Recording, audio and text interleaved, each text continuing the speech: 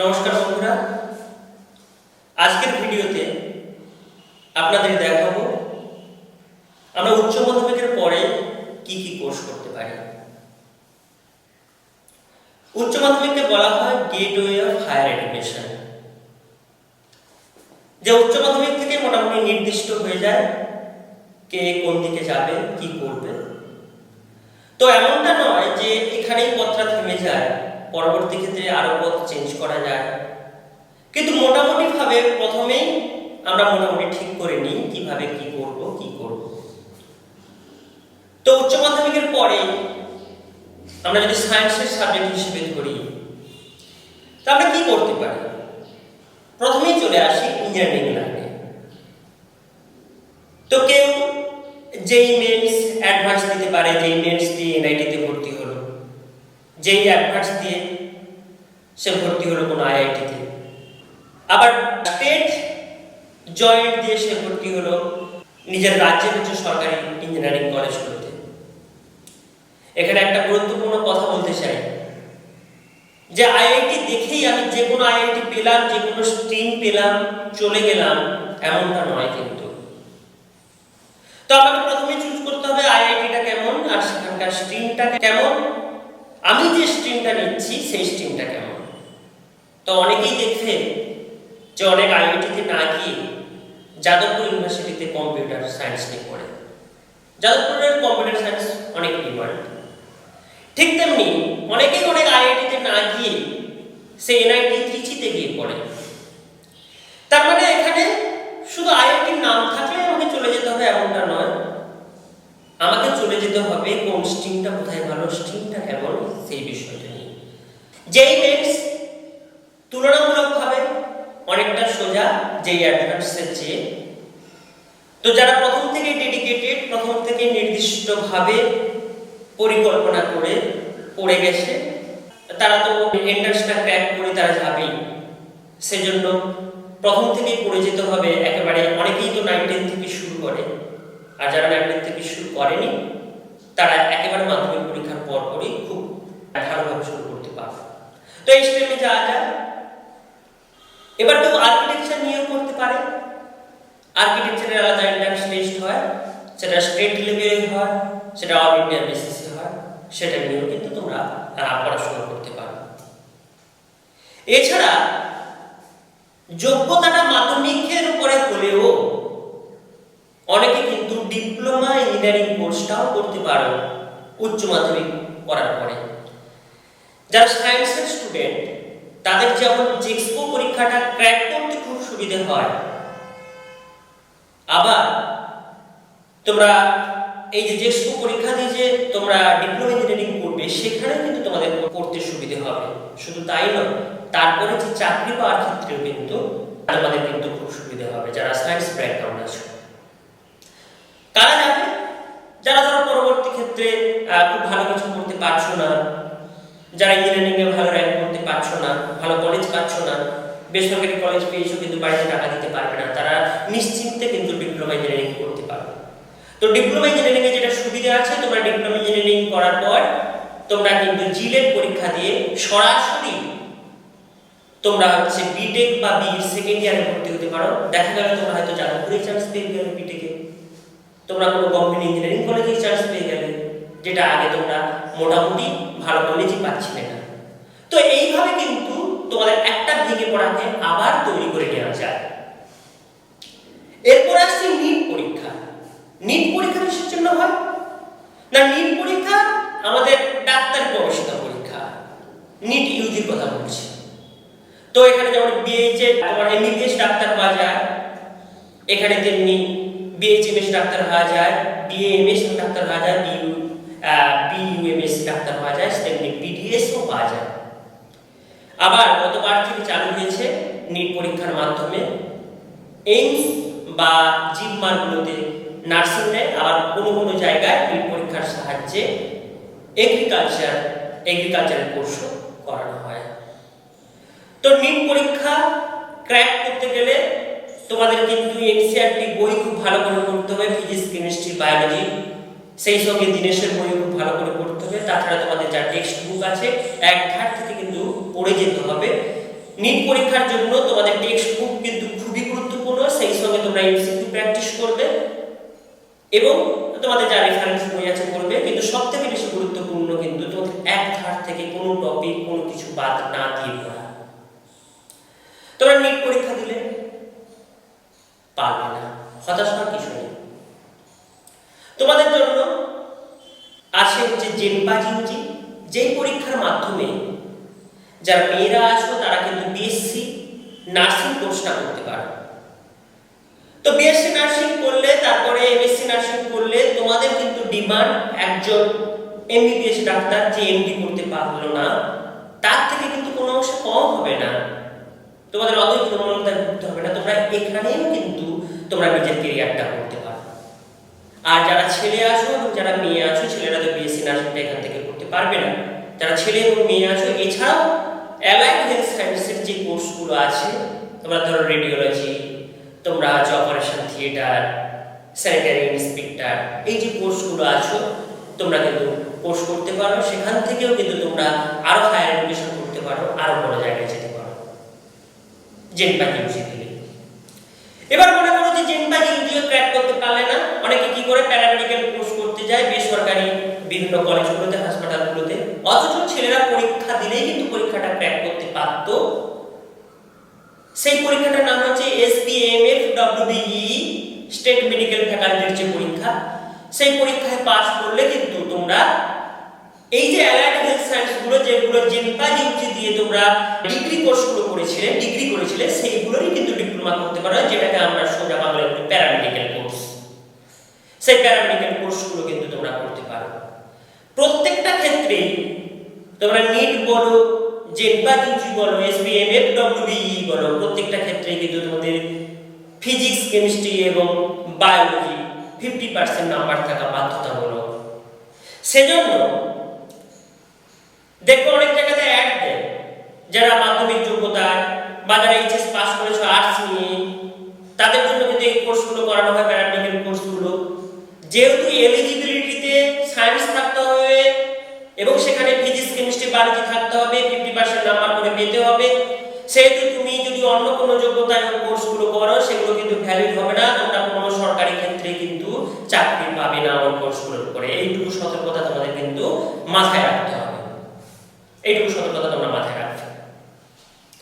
তো এ তো গেল ইঞ্জিনিয়ারিং এর কোর্স, এ তো গেল মেডিকেল বা অ্যালাইড হেলথ সায়েন্সের কোর্স।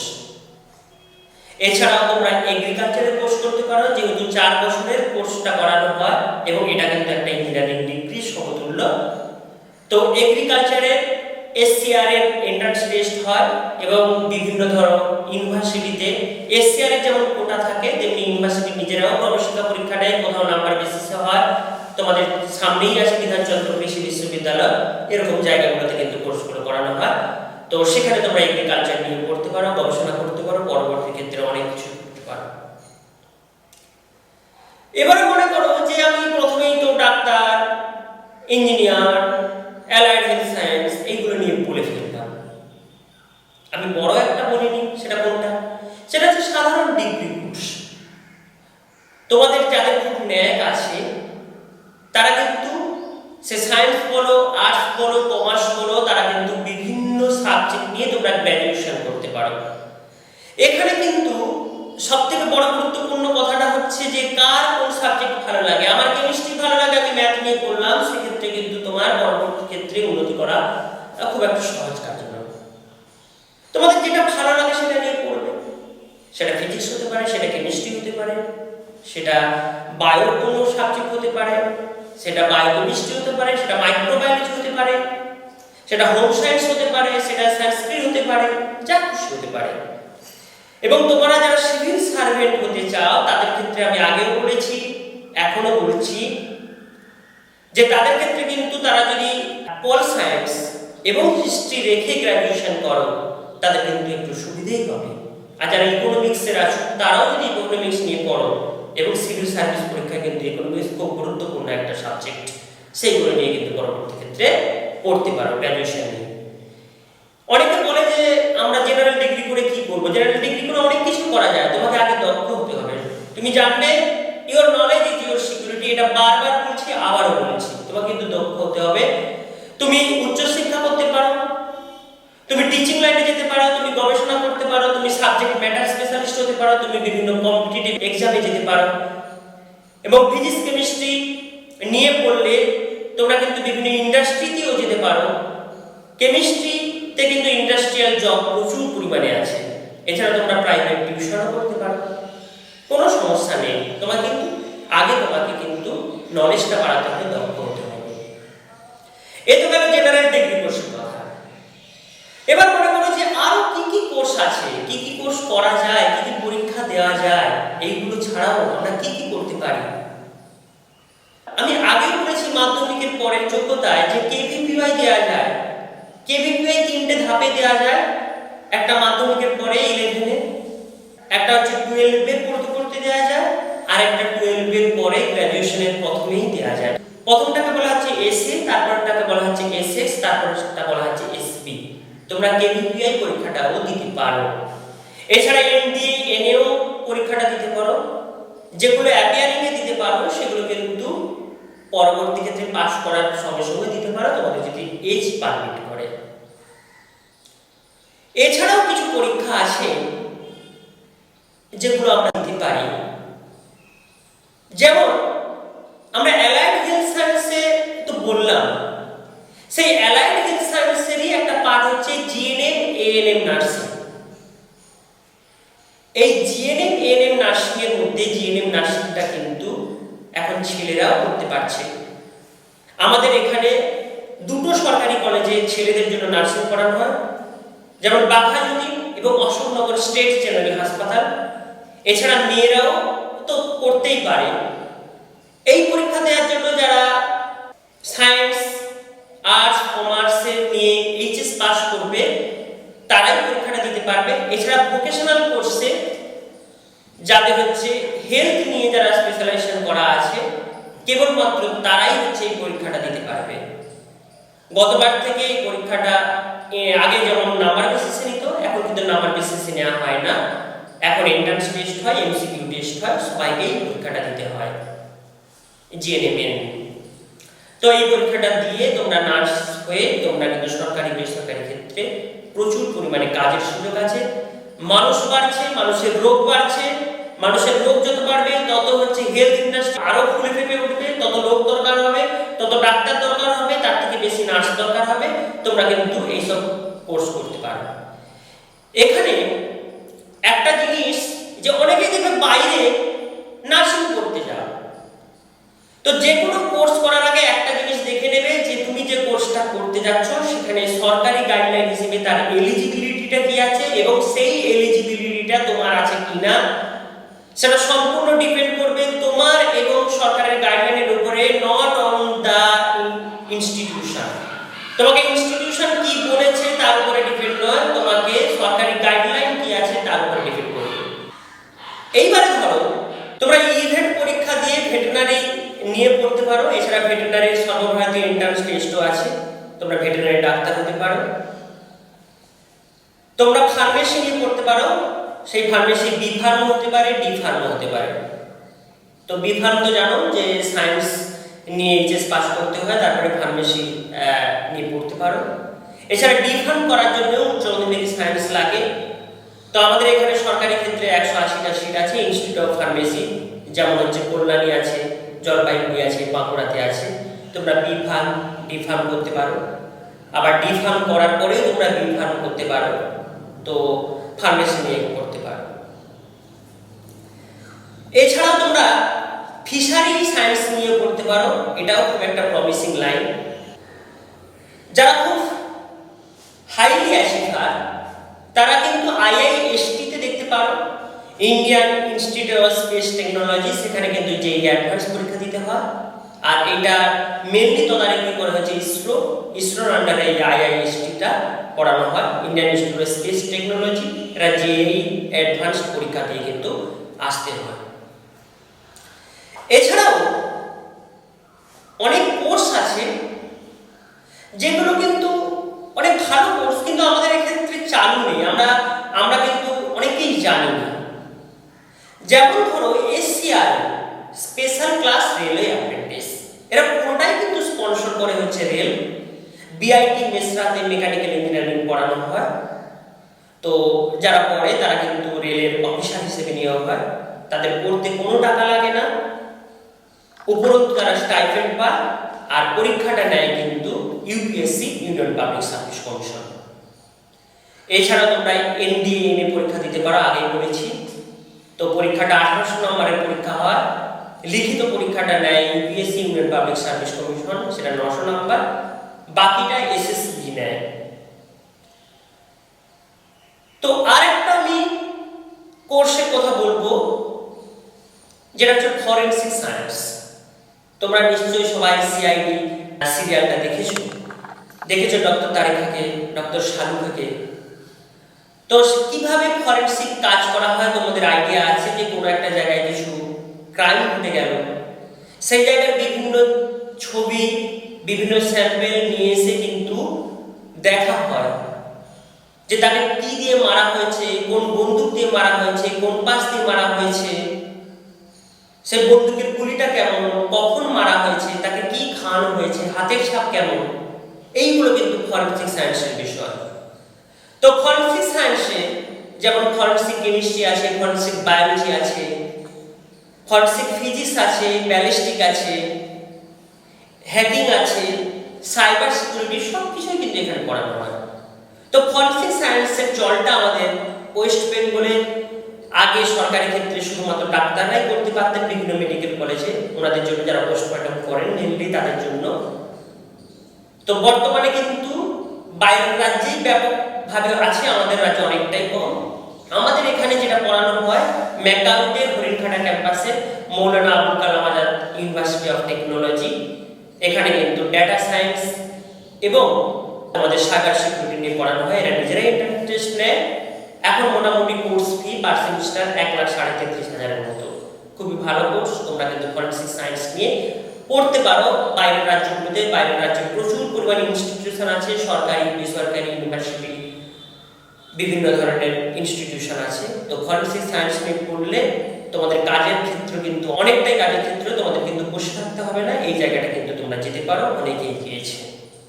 যারা স্ট্যাটিস্টিক্সকে ভালোবাসো, যারা অঙ্ককে ভালোবাসো, তারা তো বিস্ট্যাট, বিম্যাথ নিয়ে পরবর্তী ক্ষেত্রে পড়তেই পারো। বিভিন্ন ইনস্টিটিউশনগুলো যেমন আছে, এছাড়াও তোমাদের প্রিমিটিভ ইনস্টিটিউশনগুলো যেমন আমাদের ধরো ISI, Indian statistical institute, Chennai mathematical institute, CMI, এই জায়গাগুলোতে কিন্তু তোমরা বিস্ট্যাট, বিম্যাথ এইগুলো নিয়ে পড়তে পারো। এক্ষেত্রে কিন্তু কেরিয়ারের প্রোগ্রেস অনেকটাই আছে। আচ্ছা, যারা আর্টসে পড়ছো তাদেরকে তো বলেছি পরবর্তী ক্ষেত্রে কম্পিটিটিভ এক্সাম, সিভিল সার্ভিস এইসব পরীক্ষাগুলো দিতে পারো। এছাড়া তোমরা হচ্ছে ব্যাচেলর অফ ফাইন আর্টস নিয়ে পড়তে পারো, বিবিএ করতে পারো, তোমরা গ্র্যাজুয়েশন করার পরে ল করতে পারো, তোমরা গ্র্যাজুয়েশন করার পরে লাইব্রেরি সায়েন্স নিয়ে পড়তে পারো, তোমরা বিভিন্ন বিউটিশিয়ান কোর্স করতে পারো, তোমরা টেলারিং, ড্রেস মেকিং এইসব কোর্সগুলো করতে পারো। এছাড়া যারা কমার্স নিয়ে আছো, সেই কমার্সের পরে কিন্তু তোমরা কমার্সের তো বিভিন্ন স্পেশালাইজেশন আছে, যেমন আইটি রিটার্ন, ট্যাক্স, অ্যাকাউন্টেন্সি, এই কোর্সগুলো করে পরবর্তী ক্ষেত্রে কিন্তু তোমাদের ভালো ক্যারিয়ার করতে পারো। এছাড়া তোমরা চার্টার্ড অ্যাকাউন্টেন্ট হতে পারো। সিএ নিয়ে যদি ভালো কারোর অ্যাচিভমেন্ট থাকে, সে কিন্তু পরবর্তী ক্ষেত্রে সিএ নিয়েও করতে পারো। সেক্ষেত্রে কিন্তু ক্যারিয়ারকে তোমাকে ভাবতে হবে না, ক্যারিয়ার তোমাকে নিয়ে ভাববে। তো আমরা পড়াশোনা নিয়ে আলোচনা করলাম। এবার ধরো কেউ বললো না, আমি এইসব পড়াশোনা না করে আমি একটু অন্যরকম প্রফেশনাল ডিগ্রি কোর্সগুলো মনে করে শিক্ষকতাই করতে চাই। তো সেক্ষেত্রে তোমরা উচ্চ মাধ্যমিকের পরে তোমরা কিন্তু ডিএলএড কোর্সটা করতে পারো, ডিপ্লোমা ইন এলিমেন্টারি এডুকেশন। এখন তো প্রচুর পরিমাণে কলেজের সিট খালি আছে। যারা সরকারিতে চান্স পাবে না, তারা বেসরকারিতে খুব কম খরচে করে নিতে পারো। এক্ষেত্রে একটা কথা সবাইকে বলবো, তোমরা ডিএলএড করবে, সঙ্গে সঙ্গে কিন্তু তোমরা ডিস্টেন্সে কিন্তু গ্র্যাজুয়েশনটা করে নেবে। যেহেতু একটা রেগুলার আর অন্যটা হচ্ছে ডিস্টেন্সে, সেহেতু দুটো কোর্সই সাইমultaneously তোমরা করতে পারো। তোমরা ডিএলএডটা করলে আর এদিকে গ্র্যাজুয়েশনটা করলে, তারপর ডিএলএডটা শেষ হলো, গ্র্যাজুয়েশনটা শেষ হলো, তোমরা আবার ডিস্টেন্সে আবার তোমরা মাস্টার্স করতে পারো। এক্ষেত্রে কিন্তু একটা তোমাদের ডিস্টেন্সের কোর্স আর একটা রেগুলার কোর্স, কোনো সমস্যা হবে না। এখন হয়তো পরীক্ষা হচ্ছে না বলে তোমরা ভাবছো যে আমি কোর্সটা করে করবো কি, কিন্তু দেখবে যে আমাদের বিভিন্ন রাজ্য ছাড়াও বাইরের রাজ্যগুলোতে বা সরকারের ক্ষেত্রে কিন্তু রিক্রুটমেন্ট হচ্ছে, এখন হয়তো বন্ধ আছে, পরবর্তী ক্ষেত্রে কিন্তু রেগুলারাইজ হয়ে যাবে ওটা। তো সেক্ষেত্রে তুমি যদি শিক্ষকতায় যেতে চাও তাহলে কিন্তু এইভাবে তোমাকে করতেই হবে। কি করলে, তুমি ডিএলএড করলে, সঙ্গে সঙ্গে ডিস্টেন্সে তুমি গ্র্যাজুয়েশন করলে, আবার গ্র্যাজুয়েশন শেষ হলে আবার ডিস্টেন্সে মাস্টার্স করলে, তোমার কিন্তু টাইমটা বেশি লাগবে না, সাইমultaneously কিন্তু তুমি কোর্সগুলো করে নিতে পারছো। তোমার ক্যারিয়ারের ক্ষেত্রে কিন্তু সেটা খুব গুরুত্বপূর্ণ। এছাড়াও তোমরা যে শিক্ষকতার এসব আমি ট্রেনিং করবো না, আমি পরীক্ষা দিতে চাই, তোমরা বিভিন্ন group C, group D, HS level এই পরীক্ষাগুলোর জন্য, কম্পিটিটিভ এক্সামের জন্য কিন্তু তোমরা প্রস্তুত হতে পারো উচ্চ মাধ্যমিকের পরপরই। সেক্ষেত্রেও তোমাদের বলবো যে কম্পিটিটিভ এক্সামের প্রিপারেশন নিতে নিতে তোমরা গ্র্যাজুয়েশনটা কিন্তু ডিস্টেন্সে করে নেবে, কারণ পরবর্তী ক্ষেত্রে দেখবে গ্র্যাজুয়েশনটা তোমার অনেক চাকরির পরীক্ষা কাজে লাগবে, তোমার প্রমোশনে কাজে লাগবে, তোমার ক্যারিয়ার অ্যাডভান্সমেন্টের জন্য কাজে লাগবে। সেই তো শুধু এইচএস এর পরে তুমি শুধু কম্পিটিটিভ এক্সাম নিয়ে বসে থাকলে হবে না, তোমাকে কিন্তু সাইমultaneously অন্য কোর্স করে যেতে হবে। এইভাবে উচ্চ মাধ্যমিকের পর কিন্তু অনেক কোর্স তোমাদের চোখের সামনে আছে, তোমাদের শুধু সেটাকে খুঁজে নিতে হবে, তোমাদের সেটাকে ভালো করে বেছে নিতে হবে এবং যেটাই করবে সেটা খুব ভালোভাবে মন দিয়ে করতে হবে। আমরা পরবর্তী যে ভিডিও আনবো সেই ভিডিওগুলোতে যে দেখাবো যে বিভিন্ন কোর্সগুলোর নাম বললাম, প্রত্যেকটা ডিটেলস আমরা দেখাতে চাইবো। বিভিন্ন কোর্সগুলোর ডিটেলস বলতে যেমন ধরো ফরেনসিক সায়েন্স নিয়ে এনডিএ এনএ কিভাবে ক্র্যাক করবে বা এনডিএ জিনিসটা কি, কেভিপিআই, প্রত্যেকটার জন্য আলাদা আলাদা ভিডিও নিয়ে আসবো।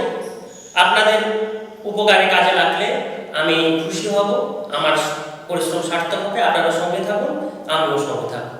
নমস্কার।